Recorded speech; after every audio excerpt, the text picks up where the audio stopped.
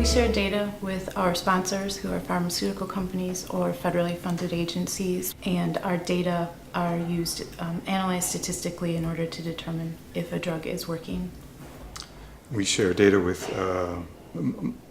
certainly within our own group, but we also have collaborators all over the world.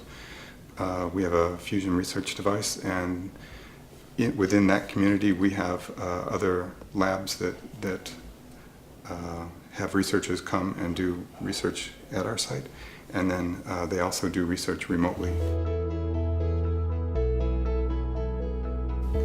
We share data with our sponsors, who are either pharmaceutical companies or federally funded agencies like the National Institute of Health or National Eye Institute. We either provide them with a text file and upload it to a secure web server, or we create a text file and copy it onto a CD, which is encrypted. So the main way that people collaborate in terms of looking at our data is that they log into our servers, and they use a secure shell connection, SSH. And basically this is just you log in from a command line to get into our servers, and then you have access to all the data on our RAIDs, which are just big storage devices. And they have access to their accounts. We set up accounts for individual collaborators, and then they have the software tools they need to actually analyze it locally, or to actually download the data to their own servers and use their own tools. Did you have a lot of problems setting up the user accounts? The user accounts are not too bad a thing. We have central servers. People generally all need the same kinds of tools, so once we had a centralized server, it wasn't too bad to add more people. Security was our biggest concern, but firewalls are pretty easy these days, and so it's been pretty smooth.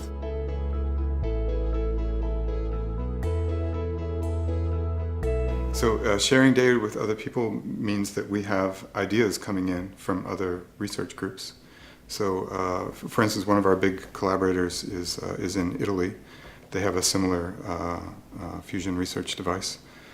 They come with their own ideas, and they actually will build a device to come back and attach to our machine and take data with that then we look at. But having those people and their ideas has really helped the group a lot.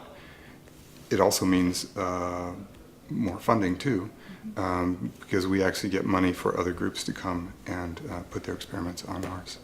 And if we couldn't share data, that would be very difficult for them, and a less rich environment for them. Our data sharing primarily is with the sponsor, and as I said, to statistically analyze for a clinical trial.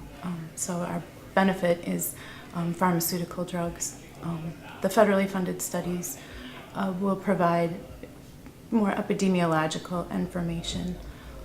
Historically, our group developed the diabetic retinopathy scale. So as diabetic retinopathy, the disease progresses, how the eye is affected. So that was one big benefit, in addition to all the great pharmaceuticals that have been able to help people keep their vision.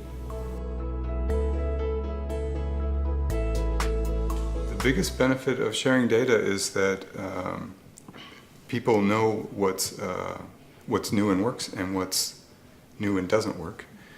So we have a lot of collaborators within the fusion community, and we're all kind of working on the same problem.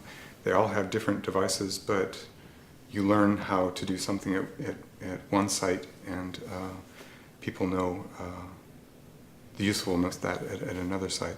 The other big advantage is people are looking at our data, and they're getting their own ideas, and some of them will actually construct their own devices to bolt onto our experiment, and they will come and do that.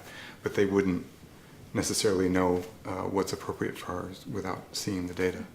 And so having people be able to look and sort of be involved in our experiment has helped greatly to advance the progress of the experiment.